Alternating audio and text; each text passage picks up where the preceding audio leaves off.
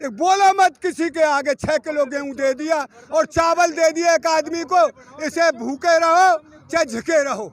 ये किसका नाज था, किसका चावल किसका था? आंदोलन जैसा कि 9 महीने के करीब है, कुछ ही दिन बाकी है 9 महीने होने में, और आंदोलन ज्यों का त्यों अभी भी अपनी सीमा पर है। अभी भी जैसे हालातों में शुरू हुआ था वही हालात नज़र आ रहे हैं देखने में। किसानों जैसा ताऊ, जैसा राकेश टिकैत जी बार बार कहते हैं कि आप भी कहते हो कई बार कि किसान आंदोलन जन आंदोलन बन चुका है। आज हमने देखा तमाम युवा जो कि काम से निकाले गए हैं, आज किसान संगठनों को समर्थन दे रहे हैं अपना। क्या कहेंगे उन युवाओं के लिए? देखिए, सबसे पहले तो जो भी भाई आपके चैनल को देख रहे हैं, मैं उनको नमस्कार करना चाहता हूं।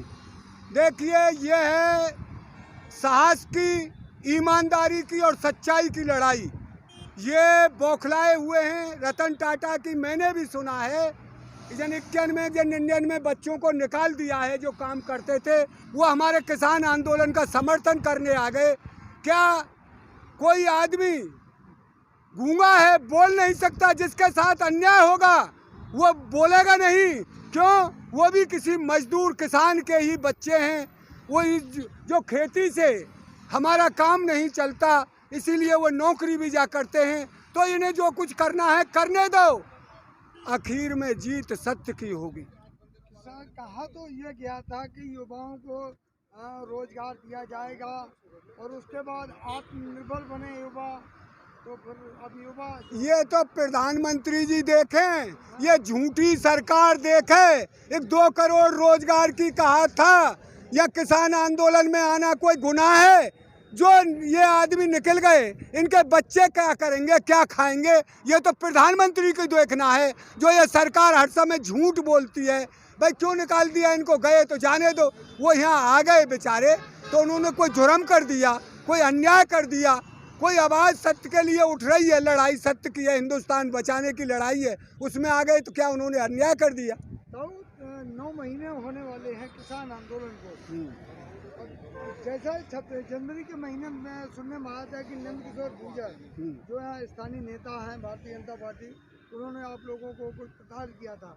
अब फिर सुनने में आ रहा है कि उनका कुछ रवैया ठीक नहीं है। क्या? अरे मैं ये बताऊं, मैंने भी आज अखबार में देखा है, ये नंदकिशोर गुर्जर अपने काफले को बिना परमिशन, 10-20 गाड़ी हैं उसके साथ, और एक आदमी गाड़ी पर खड़ा है, वो हाथ हिला रहा है उस विधायक के लिए, और कुछ गाड़ी में से लटक रहे हैं जो उनकी कानून का पालन नहीं, बिल्कुल हूटर बजा रहे हैं। तो ये तो मनमानी करेंगे। 2 महीने पहले इसके लड़के ने, कोई जो वन विभाग के वहाँ रेंजर के पास चला गया है, उसकी पिस्टल लेके गोली चला दिए ऊपर के करके, और कहता है वो तो बंदर भगाने वाली वो चलाई थी गोली। उसकी जांच हुई, असलियत मिली का ओरिजिनल गोली चली है। तो ये तो मनमानी करेंगे। तू क्या पूछता है सरकार की? दिल्ली में अभी जो बेचारी गरीब की बच्ची है, वो कौन से धर्म की थी? 9 साल की बच्ची, जिसके साथ बलात्कार करके और उसको जिंदा जला दिया। उसके थोड़े बहुत पाम के अवशेष मिले हैं। उन्होंने कई दिन बाद, जब उनके बार बार कहने पर, अब कौन सा धर्म की थी वो लड़की जो हिंदू धर्म की बात, वो एक गरीब जाति थी बेचारी। गरीबों का यहाँ कोई सम्मान नहीं है। दलित थी हाँ, तो दलितों का ये दूसरा धर्म मानते हैं। दलित को हिंदू में नहीं समार करते।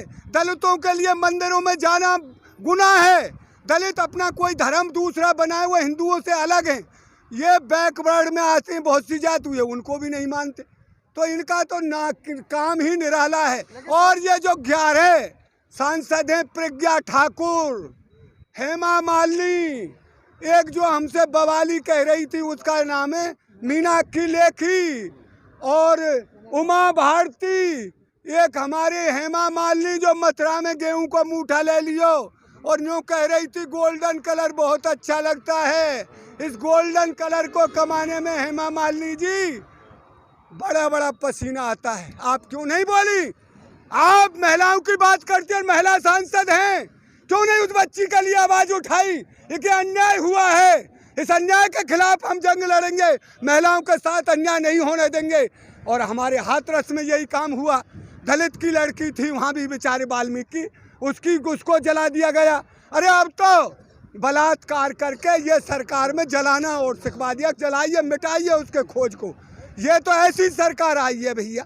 तो अभी पिछले दिनों जंतर मंतर पर नारे लगाए गए, उसके ठीक दूसरा दिन त्रिलोकपुरी में एक 6 साल की बच्ची के साथ बलात्कार होता है, उसको दलित बताते हैं, फिर वो हिंदू नहीं है। अरे और यही तो मैं कह रहा हूँ, ये मुसलमानों के लिए तो आग उगलते हैं, इनको ये नहीं है, ये भारत के नागरिक हैं, संविधान हक देता है यहाँ सभी धर्मों को समानता मान रहे, धर्म को अपने घर के भीतर रखिए, राजनीति से दूर रखिए। ये राजनीति का मसला नहीं है धर्म, हमें मसला है हमारी भुखमरी मिटाइए, हिंदुस्तान की गरीबी मिटाइए। कैसे मिटाओगे आप? नौकरी की बात कहते ना तो नौकरी मिली, किस तरह गरीबी मिटाओगे? किस तरह हमारे जो तड़प के कोरोना का बहाना लेकर कितनी लाशें, अभी 100 लाशों को तो अभी वहाँ में ये प्रयागराज में वो लाशें निकाली गई हैं, और वो गंगा जी में से वो पानी आ गया, उनमें तो खार करके जन 2 महीना 1.5 महीना की लाशों को जलाया गया है। लेकिन जब चुनाव होता है तब ना तो कोई दलित नजर आते हैं, ना कोई पिछड़े नजर आते हैं, ना कोई अनुसूचित जाति नजर आती है, तब सब हिंदू बताए जाते हैं। और चुनाव बाद में सब दलित हैं, दूसरे। देखिए बात इन्होंने झूठा, हमारे बुजुर्ग कहते थे लोभियों के गांव में बगड़ा भूखा नहीं मरता, ये बुजुर्गों की कहावत है। इन्होंने भारत को एक लोभ में धकेल दिया, एक हम 2-2 करोड़ तो रोजगार देंगे और 15-15 लाख तेरे घर गैल खाते में आएंगे, और जन क्या क्या लोभ दे दिया।